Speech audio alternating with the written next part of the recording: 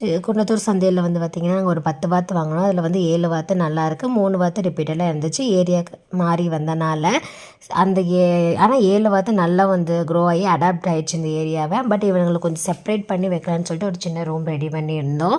முதல்ல வந்து இந்த குட்டை மாதிரி இது தண்ணியில் விட்டு பெக்கின் வாத்து இவனுங்க கோழி எல்லாம் ஒன்றா தான் இருந்தாங்க. ஆனால் பெக்கினும் கோழி வந்து ரொம்பவே இவனுங்க டார்ச்சர் பண்ணனால இவனுக்கான க்ரோத் வந்து அஃபெக்ட் ஆயிரும்னு சொல்லிவிட்டு இவனை செப்பரேட்டாக நீ வந்து வச்சுக்கலான்னு சொல்லிட்டு இந்த ரூம் வந்து ரெடி பண்ணோம்.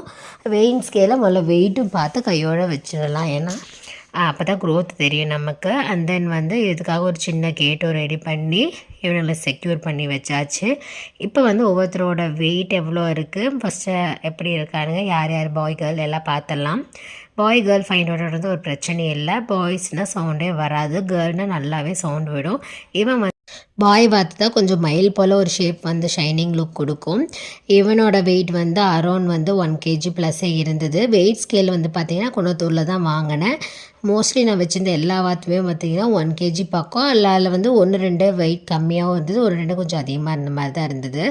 இப்போ வந்து நெக்ஸ்ட்டு வாத்து வந்து என் ஹஸ்பண்டோட ரொம்ப ஃபேவரட்டான வாத்து. இவன் வந்து வேணும்னே வாங்கணும், ஒயிட் கலரில் இருக்கட்டும்னு சொல்லிட்டு. ஆனால் வந்து பாயாக போயிட்டான். பாயாக இருந்தாலும் இவனோட வெயிட் வந்து எப்போவுமே இருக்கிறதுலே கம்மியான வெயிட் இவனுக்கு மட்டும்தான், ஏன்னா அந்தளவுக்கு ஈடு எடுத்துக்க மாட்டான். இவன் வந்து கேர்ள் வாத்துனா நல்லாவே நமக்கு வந்து சவுண்ட் விடும். கேர்ள் வாத்தே வந்து மொத்தம் எங்கிட்ட வந்து 4 இருந்தது, 3 பாய் வாத்து இருக்குது. இறந்து போனது 3 என்னன்னு தெரியல.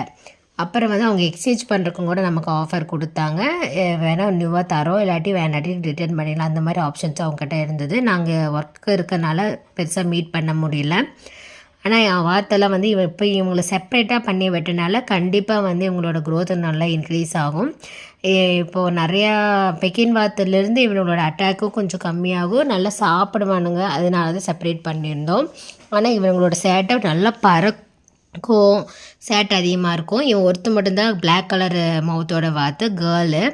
கடைசியாக நாங்கள் பிடிக்கிறது வந்து பார்த்திங்கன்னா பாய் வாத்து. அவ்வளோ சேட்டை இருக்குல்ல, சேட்டை அதிகம் அவன் தான்.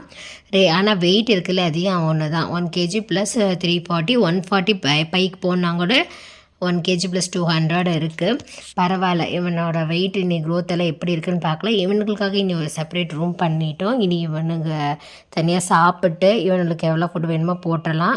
வாத்து வளர்த்தது ரொம்ப எனக்குமே வாத்து எக்ஸ்பீரியன்ஸ் இல்லை. அது நாட்டு வாத்து இதுதான் ஃபஸ்ட் டைம். பெக்கின் வாத்தும் கூட வளர்த்து ஒரு 2-3 months எக்ஸ்பீரியன்ஸ் இருக்குது. 2 பேத்துக்கும் நிறையவே டிஃப்ரென்ஸ் இருக்குது. நீ அப்கமிங் வீடியோஸில் ஒவ்வொன்றா பார்க்கலாம். வாத்து வளர்த்துன இன்ட்ரெஸ்ட் இருந்தால் கண்டிப்பாக வளர்த்துங்க. ரொம்பலாம் வந்து எக்ஸ்பெண்டிச்சர் ஆகாது.